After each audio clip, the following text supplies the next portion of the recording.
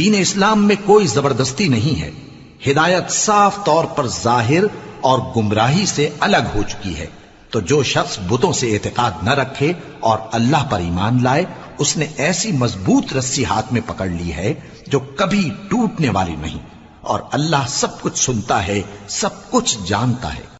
بھلا تم نے اس شخص کو نہیں دیکھا جو اس غرور کے سبب سے کہ اللہ نے اس کو سلطنت بخشی تھی، ابراہیم سے اپنے پروردگار کے بارے میں جھگڑنے لگا؟ جب ابراہیم نے کہا میرا پروردگار تو وہ ہے جو زندگی دیتا ہے اور موت دیتا ہے، وہ بولا کہ زندگی اور موت تو میں بھی دے سکتا ہوں۔ ابراہیم نے کہا کہ اللہ تو سورج کو مشرق سے نکالتا ہے، آپ اسے مغرب سے نکال دیجئے۔ یہ سن کر وہ کافر ہکا بکا رہ گیا، اور اللہ بے انصافوں کو ہدایت نہیں دیا کرتا۔ یا اسی طرح اس شخص کو نہیں دیکھا جس کا ایک بستی پر جو اپنی چھتوں پر گری پڑی تھی گزر ہوا، تو اس نے کہا کہ اللہ اس کے باشندوں کو مرنے کے بعد کیوں کر زندہ کرے گا؟ تو اللہ نے اس کی روح قبض کر لی اور 100 برس تک اس کو مردہ رکھا، پھر اس کو جلا اٹھایا اور پوچھا تم کتنا عرصہ مرے پڑے رہے ہو؟ اس نے جواب دیا کہ 1 دن یا اس سے بھی کم۔ اللہ نے فرمایا نہیں بلکہ 100 برس مرے رہے ہو، اور اپنے کھانے پینے کی چیزوں کو دیکھو کہ اتنی مدت میں مطلق سڑی بسی نہیں، اور اپنے گدھے کو بھی دیکھو جو مرا پڑا ہے۔ غرض ان باتوں سے یہ ہے کہ ہم تم کو لوگوں کے لیے اپنی قدرت کی نشانی بنائیں، اور ہاں گدھے کی ہڈیوں کو دیکھو کہ ہم ان کو کس طرح جوڑے دیتے اور ان پر کس طرح گوشت پوست چڑھائے دیتے ہیں۔ جب یہ واقعات اس کے مشاہدے میں آئے تو بول اٹھا کہ میں یقین کرتا ہوں کہ اللہ ہر چیز پر قادر ہے۔ جو لوگ اپنا مال اللہ کی راہ میں خرچ کرتے ہیں، ان کے مال کی مثال اس دانے کی سی ہے جس سے 7 بالیں اگیں اور ہر ایک بال میں 100 دانے ہوں، اور اللہ جس کے اجر کو چاہتا ہے اور زیادہ کرتا ہے، اور اللہ کشائش والا ہے، سب کچھ جاننے والا ہے۔ جو لوگ اپنا مال اللہ کے راستے میں صرف کرتے ہیں، پھر اس کے بعد نہ اس خرچ کا کسی پر احسان رکھتے ہیں اور نہ کسی کو تکلیف دیتے ہیں، ان کا صلہ ان کے پروردگار کے پاس تیار ہے، اور قیامت کے روز نہ ان کو کچھ خوف ہوگا اور نہ وہ غمگین ہوں گے۔ جس خیرات کے دینے کے بعد لینے والے کو ایذا دی جائے، اس سے تو نرم بات کہہ دینی اور درگزر کرنا بہتر ہے، اور اللہ بے نیاز ہے، بردبار ہے۔ مومنوں، اپنے صدقات و خیرات احسان رکھنے اور ایذا دینے سے اس شخص کی طرح برباد نہ کر دینا جو لوگوں کو دکھاوے کے لیے مال خرچ کرتا ہے اور اللہ اور روز آخر پر ایمان نہیں رکھتا، تو اس کے مال کی مثال اس چٹان کی سی ہے جس پر تھوڑی سی مٹی پڑی ہو اور اس پر زور کا مے برس کر اسے صاف کر ڈالے۔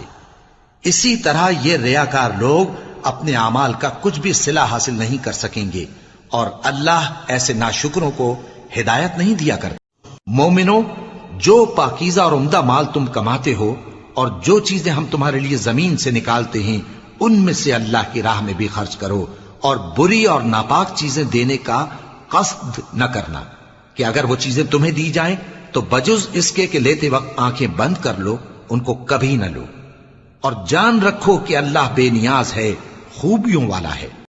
اور یہود کہتے ہیں کہ عزیر اللہ کے بیٹے ہیں، اور عیسائی کہتے ہیں کہ مسیح اللہ کے بیٹے ہیں۔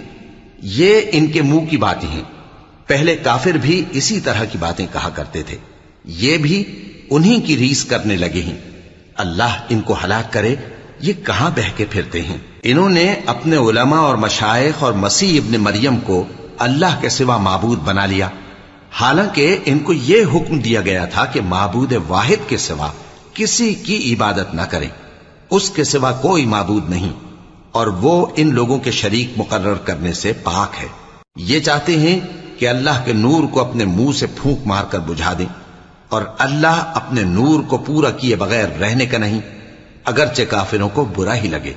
اگر تم پیغمبر کی مدد نہ کرو گے تو اللہ ان کا مددگار ہے۔ وہ وقت تم کو یاد ہوگا جب ان کو کافروں نے گھر سے نکال دیا، اس وقت 2 ہی شخص تھے، جن میں ایک ابو بکر رضی اللہ تعالی عنہ تھے، دوسرے ہمارے پیغمبر صلی اللہ علیہ وآلہ وسلم۔ جب وہ دونوں غار ثور میں تھے، اس وقت پیغمبر اپنے رفیق کو تسلی دیتے تھے کہ غم نہ کرو، اللہ ہمارے ساتھ ہے۔ تو اللہ نے ان پر تسکین نازل فرمائی اور ان کو ایسے لشکروں سے مدد دی جو تم کو نظر نہیں آتے تھے، اور کافروں کی بات کو پست کر دیا، اور بات تو اللہ ہی کی بلند ہے، اور اللہ زبردست ہے، حکمت والا ہے۔ لوگو اپنے پروردگار سے ڈرو جس نے تم کو ایک شخص سے پیدا کیا، یعنی اول اس سے اس کا جوڑا بنایا، پھر ان دونوں سے کثرت سے مرد و عورت پیدا کر کے روئے زمین پر پھیلا دیے۔ اور اللہ سے ڈرو جس کے واسطے سے تم ایک دوسرے سے حقوق کا مطالبہ کرتے ہو، اور قطع رحمی سے بچو، کچھ شک نہیں کہ اللہ تمہیں دیکھ رہا ہے۔ شیطان تمہیں تنگ دستی کا خوف دلاتا اور بے حیائی کے کام کرنے کو کہتا ہے، اور اللہ تم سے اپنی بخشش اور رحمت کا وعدہ کرتا ہے، اور اللہ کشائش والا ہے، سب کچھ جاننے والا ہے۔ وہ جس کو چاہتا ہے دانائی بخشتا ہے، اور جس کو دانائی ملی بے شک اس کو بڑی نعمت ملی۔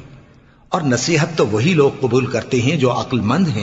اگر ہم یہ قرآن کسی پہاڑ پر نازل کرتے تو تم اس کو دیکھتے کہ اللہ کے خوف سے دبا اور پھٹا جاتا ہے۔